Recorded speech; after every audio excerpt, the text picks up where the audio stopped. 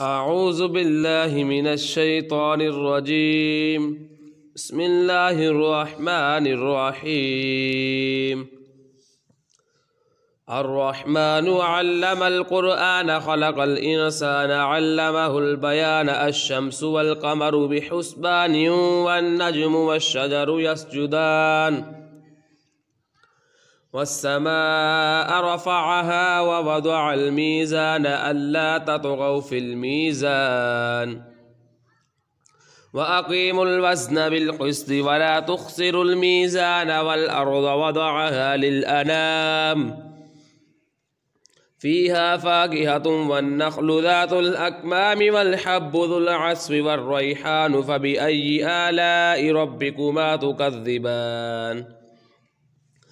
خلق الإنسان من صلصال كالفخار وخلق الجان من مارج من نار فبأي آلاء ربكما تكذبان رب المشرقين ورب المغربين فبأي آلاء ربكما تكذبان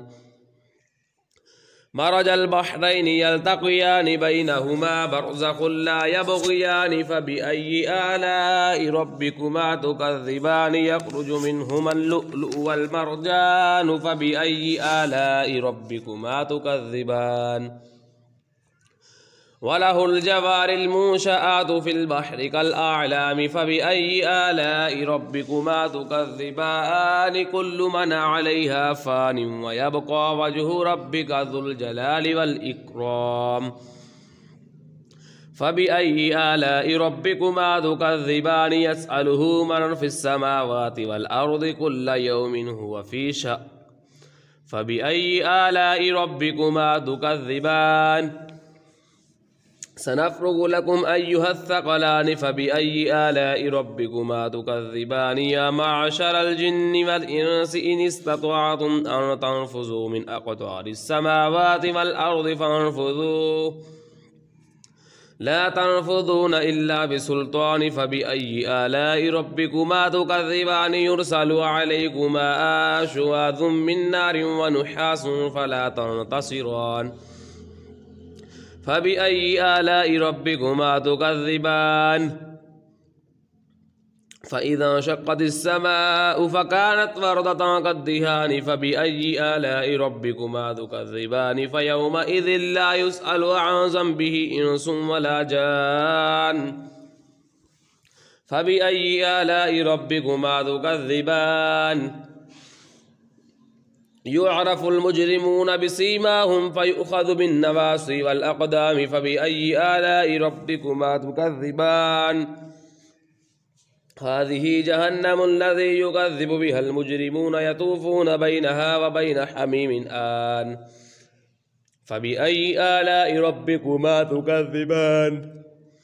ولمن خاف مقام ربه جنتان فبأي آلاء ربكما تكذبان ذواتا أفنان فبأي آلاء ربكما تكذبان فيهما عينان تجريان فبأي آلاء ربكما تكذبان فيهما من كل فاكهة زوجان فبأي آلاء ربكما تكذبان متكئين على فرش بطائنها من استبرق وجنى الجنتين دان فبأي آلاء ربكما تكذبان فيهن قاصرات الطرف لم يطمثهن إنس قبلهم ولا جان فبأي آلاء ربكما تكذبان كأنهن الياقوت والمرجان فبأي آلاء ربكما تكذبان هل جزاء الإحسان إلا الإحسان فبأي آلاء ربكما تكذبان ومن دونهما جنتان فبأي آلاء ربكما تكذبان مدهامتان فبأي آلاء ربكما تكذبان فيهما عينان نضاختان فبأي آلاء ربكما تكذبان فيهما فاكهة ونخل ورمان فبأي آلاء ربكما تكذبان فيهن خيرات حسان